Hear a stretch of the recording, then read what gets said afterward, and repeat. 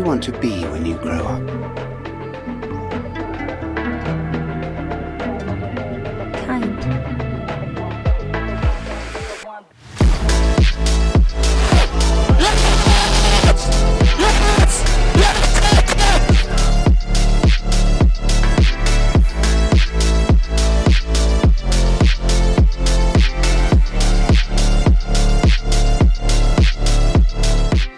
There are very few drivers in Formula One that drive like Charles Leclerc.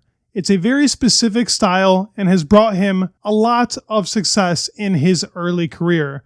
Only starting from 2018, and what he's achieved is nothing but incredible. With a style that is very hard to replicate and driven in a fantastic way. Before going into depth with Charles Leclerc's driving style, I wanted to thank you guys for being here on the channel, watching the video, subscribing, whatever you may do. Go for it. It would mean a lot to me, and you guys mean a lot to me. So thank you so much for supporting the channel like you guys do. Let's get into Charles Leclerc's beautiful but extreme driving style. Many Ferrari legends have driven with this oversteer style that Charles Leclerc drives in, but he drives it in a completely different way to anybody. I guess you could compare it to Max Verstappen, but there are some nuances to it. When Leclerc was young, he drove always with this very aggressive, throw-it-in type style. He's one of the only people on the grid that I think genuinely gets 110% out of the car in qualifying.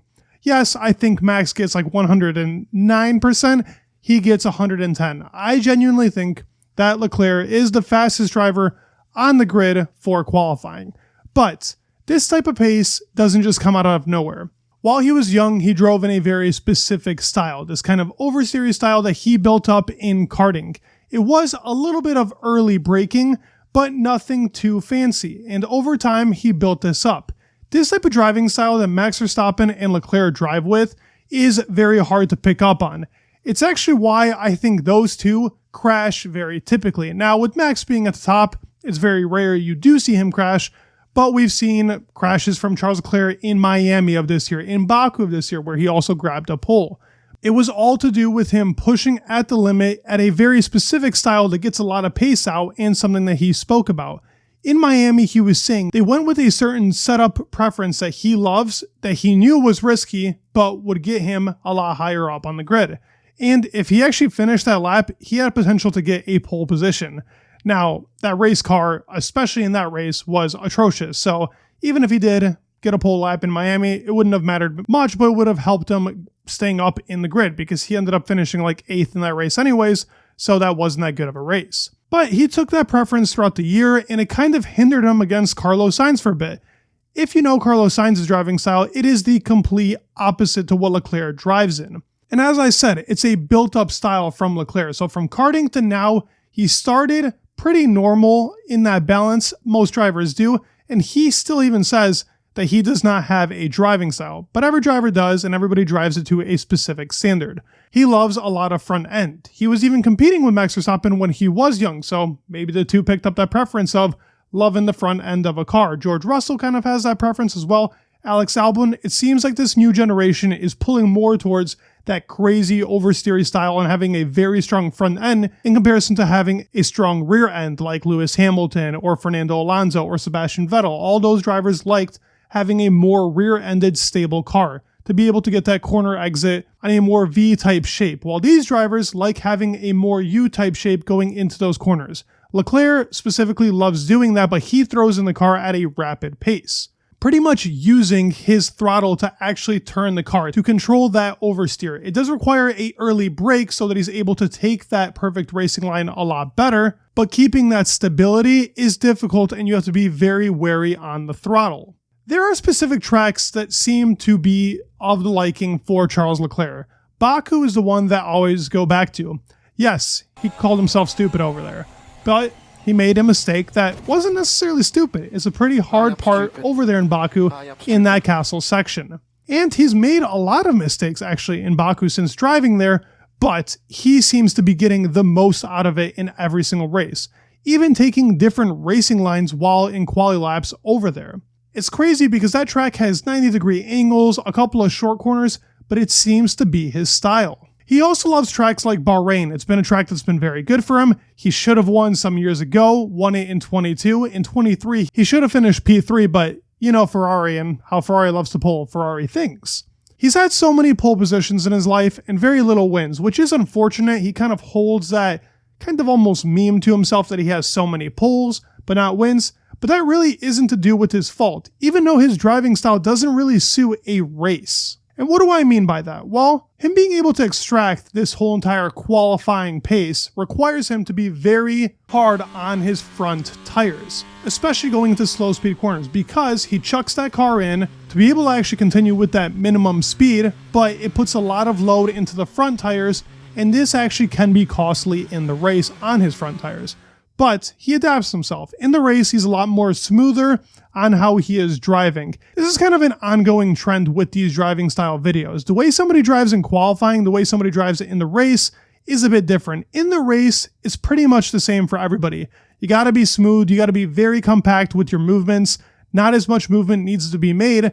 Smoothness on the wheel really matters for tires going to the end. And Leclerc actually is very good at keeping his tires and has been able to get a couple of pretty good results in pretty much the butter shredder of the SF23. It struggled a lot with building up its tires, and overall just keeping pace in those tires was pretty difficult for the Ferrari car. And I'm talking about 22, 23, and even in years before, even when they had that crazy engine, the very legal engine in 2019, that car still struggled very badly on its tires. And that was an ongoing problem in 2020.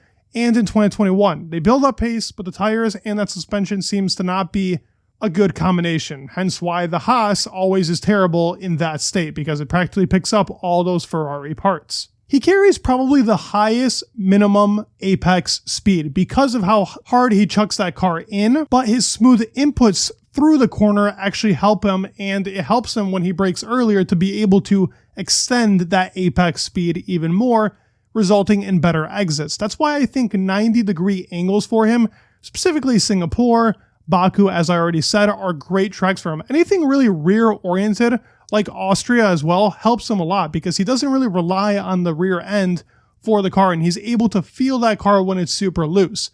Him and Max Verstappen have this crazy trait to where they can pick up these cars even when it seems like all odds are against them. Now, Alex Albon talks about that for Max Verstappen, he's able to adapt to a tricky car.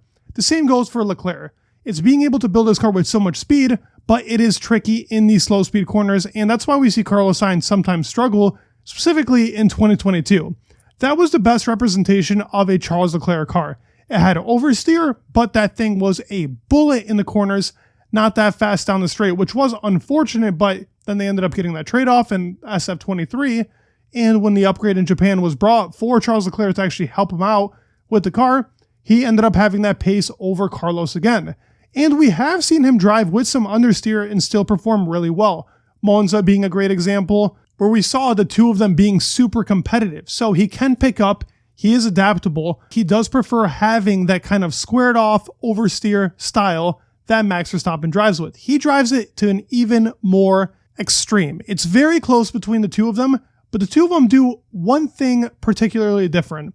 Max is a bit smoother in his inputs, and Leclerc is still more aggressive. Now, this might have to do with him actually still adapting to his style to be able to take that car into corners like he does, or that is just what he prefers. The two of them drive very similarly, and honestly, I know we talked about Ricciardo going into the Red Bull, but if we were to see Leclerc in that Red Bull, that would be the closest matchup on the grid, because those two are genuinely the fastest people in qualifying, and it's ridiculous seeing what the two of them can pull off in cars that are so unstable. He's one of those once-in-a-lifetime drivers, and it is phenomenal to see what he can do with the car. Get this guy a championship-winning car, and we'll see that oversteer style take over yet again. I hope you guys enjoyed this video. I love making these driving style videos, and as I said in the community post, we should have one once a month. I'll put up like a voting thing to see who we get, but I had to make one for the King Leclerc. Hope you guys enjoyed the video. Please leave a like, subscribe, it'd mean the world, and peace.